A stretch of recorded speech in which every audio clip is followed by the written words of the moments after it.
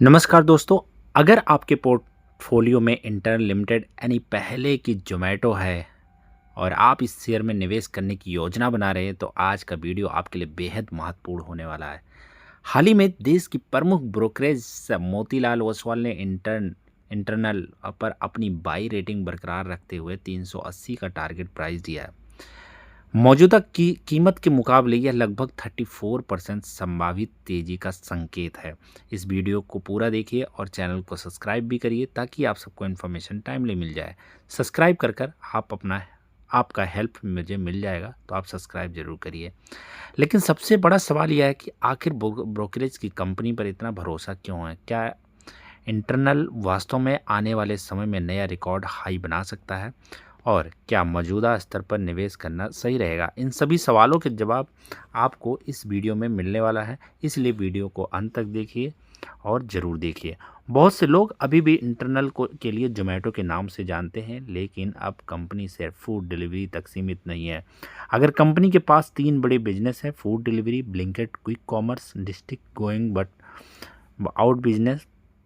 इसके अलावा hyper pure भी कंपनी का एक महत्वपूर्ण B2B बिजनेस है, जो रेस्तरां को कच्चे माल और अन्य आवश्यक सामान उपलब्ध कराता है। तीसरी मेडिकल लाइन में ब्लिंकिट के तौर पर जो एम्बुलेंस शुरू किया वो भी कर दिया है कंपनी ने। यानी कंपनी धीरे धीरे एक मल्टी बिजनेस डिजिटल प्लेटफॉर्म बन चुकी है। मोतीलाल ओसवाल का मानना है कि इंटरनल की सबसे बड़ी ताकत उसकी डाइवर्सिफाइड ग्रोथ स्ट्रेटजी है। अगर किसी एक बिजनेस में थोड़ी धीमी ग्रोथ आती भी है तो दूसरे बिजनेस कंपनी की कमाई को सपोर्ट कर सकते हैं। यही कारण है कि ब्रोकरेज ने 380 का टारगेट प्राइस दिया है। ब्रोकरेज का मानना है कि आने वाले वर्षों में कंपनी की रेवेन्यू ग्रोथ और प्रॉफिटेबिलिटी दोनों मजबूत रह सकती है। सबसे पहले बात करते हैं कि कंपनी की सबसे पुराने और सबसे मजबूत बिजनेस की। फूड डिलीवरी सेगमेंट लगातार अच्छा प्रदर्शन कर रहा है। ऑर्डर ग्रोथ में सुधार देखने को मिल रहा है। कंपनी ने ग्राहकों के अनुभव को बेहतर बनाने के लिए कई बदलाव किए हैं।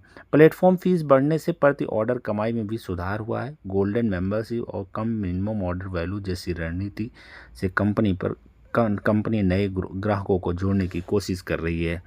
ब्रोकरेज का मानना है कि आने वाले वर्षों में फूड डिलीवरी बिजनेस मजबूत ग्रोथ जारी रख सकता है। अब बात करते हैं ब्लिंकिट की।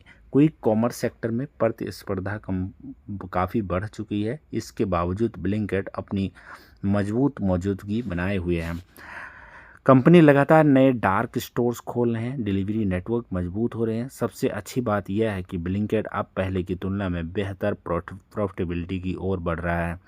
यही वजह है कि कई विश्लेषकों का मानना है कि भविष्य में ब्लिंकिट कंपनी का सबसे बड़ा प्रॉफिट ड्राइवर बन जाएगा। अब बात करते हैं डिस्ट्रिक्ट बिजनेस की। यह इंटरनल का नया कमिंग आउट प्लेटफॉर्म है। इसमें इवेंट, टिकट बुकिंग, इंटरटेनमेंट और लाइव एक्सपीरियंस जैसे बिजनेस शामिल है।